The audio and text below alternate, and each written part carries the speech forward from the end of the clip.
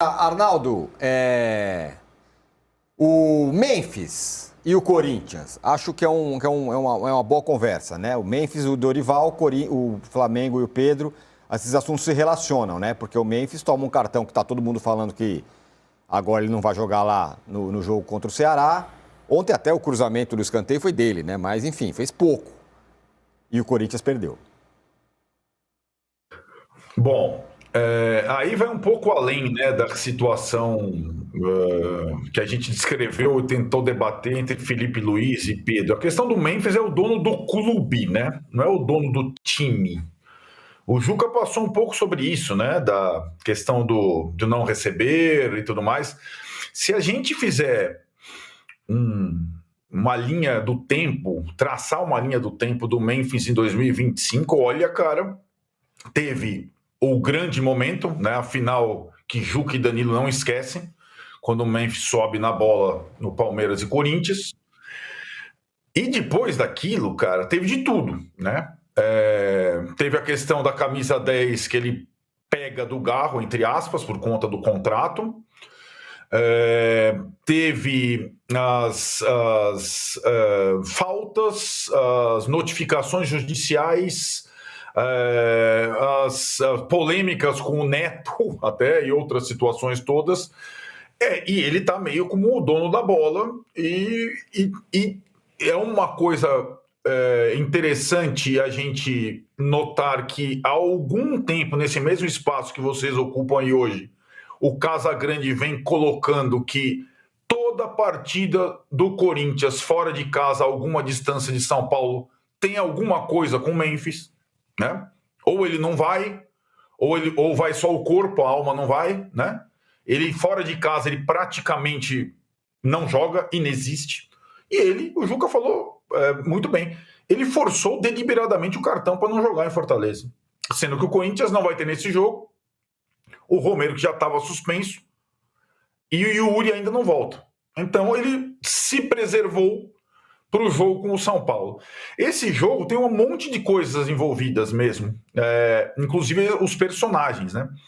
O São Paulo foi muito mal com o Crespo, muito mal. E aí, como o Danilo falou, evidentemente as questões extra-treinador viriam à tona no primeiro jogo sem o Zubeldia, inclusive as opções do novo treinador, né? Mas aí, falando em entrevista, o Crespo foi muito diferente do Zubeldia na entrevista.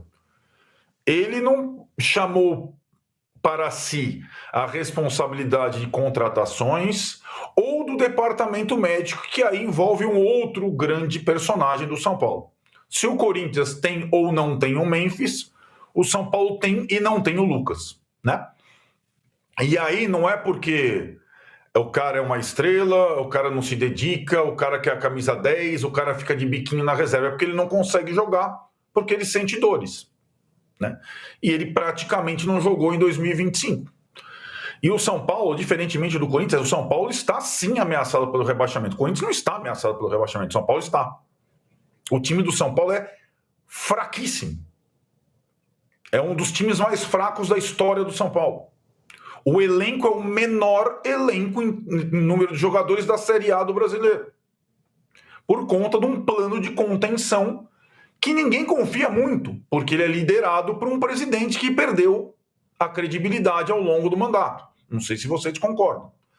Então, o São Paulo está numa situação muito delicada e dependente dos seus principais jogadores que quase nunca estão disponíveis. É o caso do Lucas.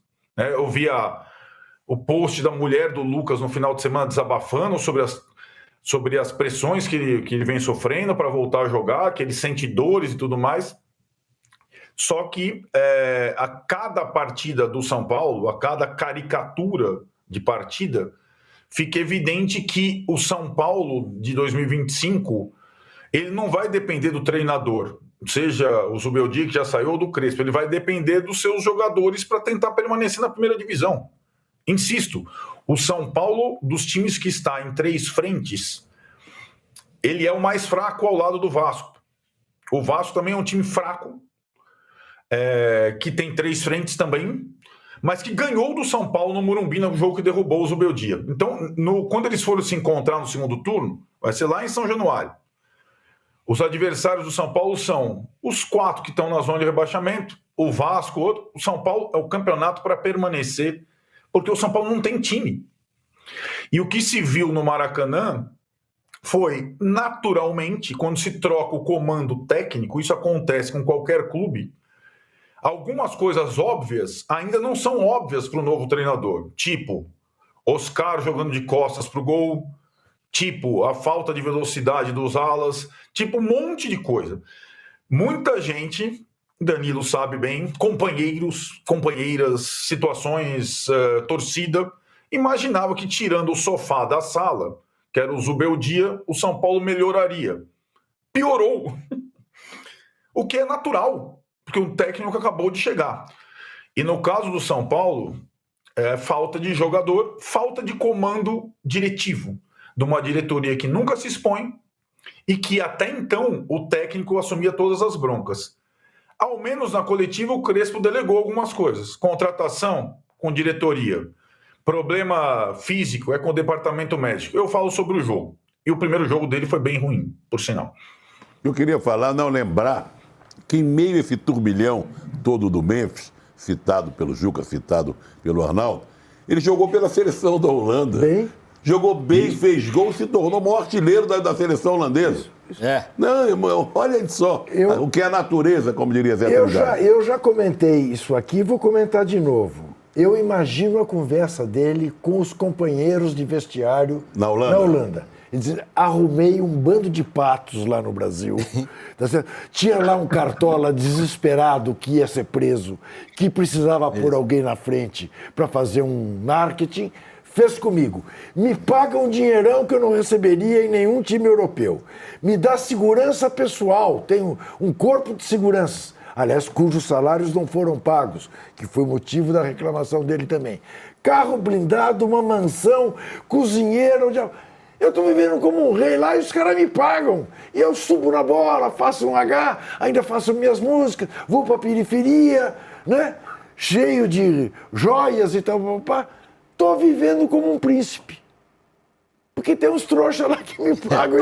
Não, daria até um bom título para um filme, Um Príncipe em Itaquera. É Um príncipe em Itaquera. Tem, né? Um príncipe em Nova York, um príncipe em Itaquera. E cheio de medalhões. É isso.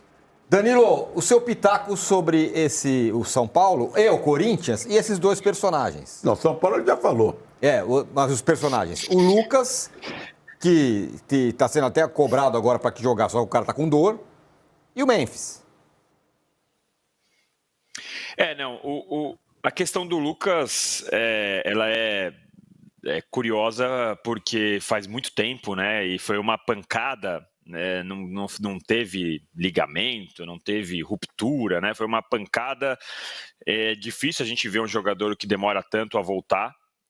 E o departamento médico do São Paulo, embora tenha sido trocado faz pouco tempo, ele já é questionado, né? Então a gente fica sempre com essa pulga atrás da orelha. Em relação ao Memphis, eu me sinto bem à vontade aqui também, porque não é de agora. Para mim, o jeito que o Memphis se comporta em relação ao Corinthians é um absurdo, e o jeito que o torcedor corintiano topa o que o Memphis faz, para mim, é uma loucura. Porque o Corinthians é o time com a segunda maior torcida do país, uma história gigantesca, vive um momento difícil, mas não poderia ser colocado abaixo do que tem toda essa história, abaixo de um jogador como o Memphis.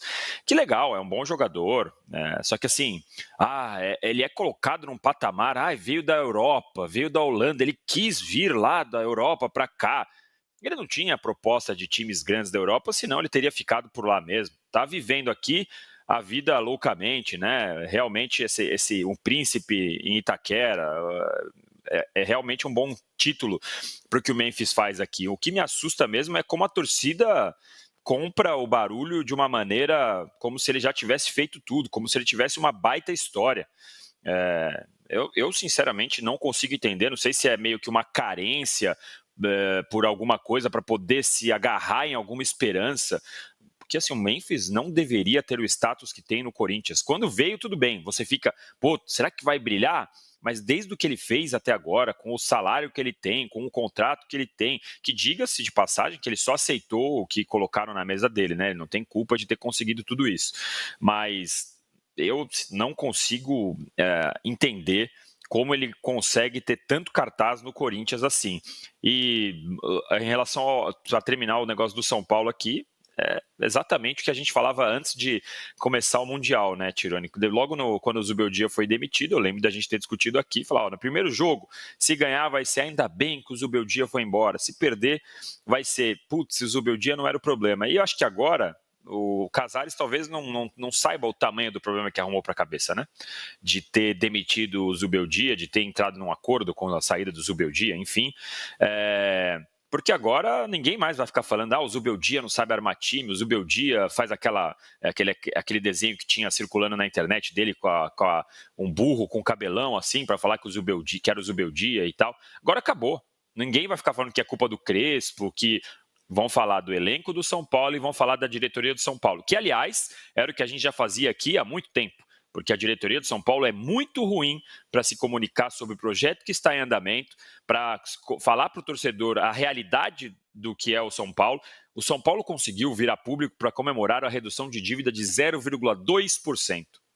E aí você vai falar que o treinador, enfim, São Paulo que se prepare, porque vai ser Mas, uma Danilo, turbulência. você está com ciúmes, com inveja que você estava aí nos Estados Unidos e não foi chamado para o Arraiar Tricolor. É isso, comemorando. Fosse você chamado para o Arraiar Tricolor, queria... Brasil.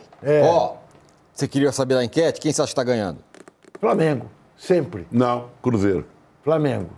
Eu aposto que é o Não, Flamengo. o Flamengo tem a maior torcida, ganha Ele sempre. ganha sempre, é o Flamengo. Flamengo, 60%. Cruzeiro, quanto? 60%. É isso. Cruzeiro, 31%. Bragantino, 4%. E Bahia, 5%. É isso. É assim que está a nossa enquete. A gente vai fazer o seguinte, hein?